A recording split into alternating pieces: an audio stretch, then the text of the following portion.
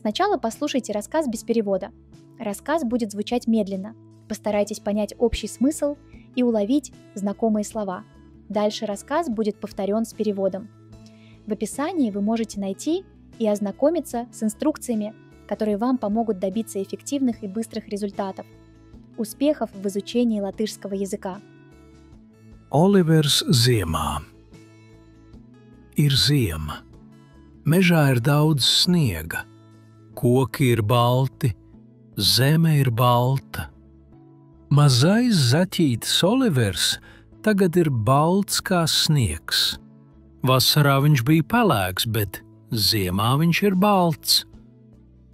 Olivers iet pie Elzas. Viņš saka: "Sveika, Elza!" Elza skatās uz zaķītī. Viņa domā: kas tas tāds? Es viņu nepazīstu. Elza saka: "Sveiks! Kas tu esi? Es tevi nepazīstu."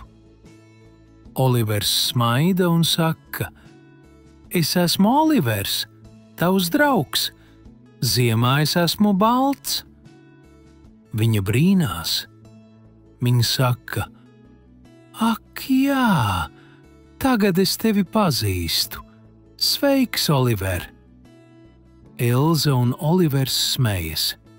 Elza saka: "Tu ziemā esi balts, bet tu esi tas pats draugs." Viņi iet pie Olivera. Viņi dzer siltu tēju un runā.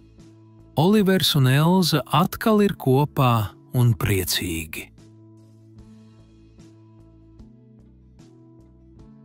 Olivers ziemā. Ir ziema. Mežā ir daudz sniega. Koki ir balti, zeme ir balta. Mazais zaķītis Olivers tagad ir balts kā sniegs. Vasarā viņš bija pelēks, bet ziemā viņš ir balts. Olivers iet pie Elzas. Viņš saka: "Sveika, Elza!" Elza skatās uz zaķītī. Viņa domā: kas tas tāds? Es viņu nepazīstu. Elza saka: "Sveiks! Kas tu esi? Es tevi nepazīstu." Olivers smaida un saka: "Es esmu Olivers, tavs draugs. Ziemā es esmu balts." Viņa brīnās. Viņa saka: "Ak, jā, tagad es tevi pazīstu. Sveiks, Oliver!" Elza un Olivers smejas. Elza saka: "Tu ziemā esi balts, bet tu esi tas pats draugs." Viņi iet pie Olivera. Viņi dzer siltu tēju un runā.